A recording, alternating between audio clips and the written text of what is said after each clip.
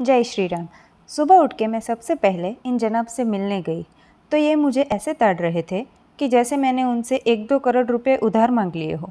उसके बाद इन्होंने मुझसे थोड़ी सी सेवा करवाई और इन्होंने उसका आनंद लिया। उसके बाद मैंने घोड़े की पूंछ जैसी चोटी बांध के काम करना शुरू किया। पहले तो मैंने बर्तन रखे, उसके बाद जो कपड़े सूख रहे थे उसको लिया।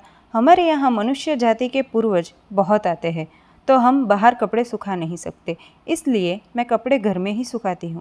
उसके बाद मैं टेबल साफ़ कर रही थी तो फिर से चिल्लू उधारी मांगने आ गया। मैंने 2-3 हज़ार की उधारी वापस करी, तभी वो माना।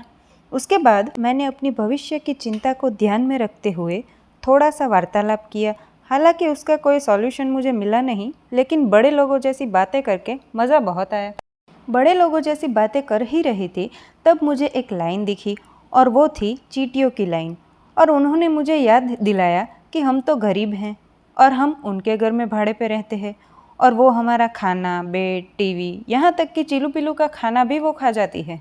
ऐसा तो कुछ रेंट एग्रीमेंट में लिखा नहीं था। खैर छोड़ो, मकान मालिक से कौन पंगा लेगा। बाद में मैंने नाश्ता बनाया जिसमें मैंने पोहे बनाए थे। पोहे के साथ आप अगर थोड़े से मुरमुरे भिगो के डाल देते हैं तो वो बहुत ही स्वादिष्ट बनता है। उसके बाद मैंने नाश्ता किया और चिल्लू को भी नाश्ता करवाया। आज फिर से मैं घूमने निकल पड़ी। ऐसे ही मुझे मेरे पापा रखड़ू नहीं बोलते। सबसे पहले मैं गई सब्जी मार्केट, थोड़े से फ्रूट लिए और बाद में बरगद के पेड़ के पत्ते लिए। उसमें मुझे किसी इंसेक्ट के अंडे देखने को मिले। सबकी किस्मत में नहीं होता ये। और उसके बाद मुझे एक ऐसा पौधा दिखा जिसको अभी भी साइंटिस्ट पहचान नहीं पाए हैं।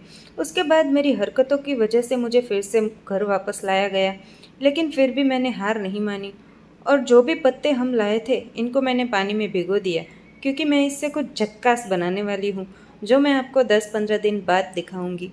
बाद में मैंने चिल्लू को लहसुन के छिलके खिलाए और उसको वो बहुत ही पसंद आए। उसके बाद हमने खाना खाया और नेक्स्ट डे की प्लानिंग की जो कभी पूरी नहीं होती, और हम सो गए।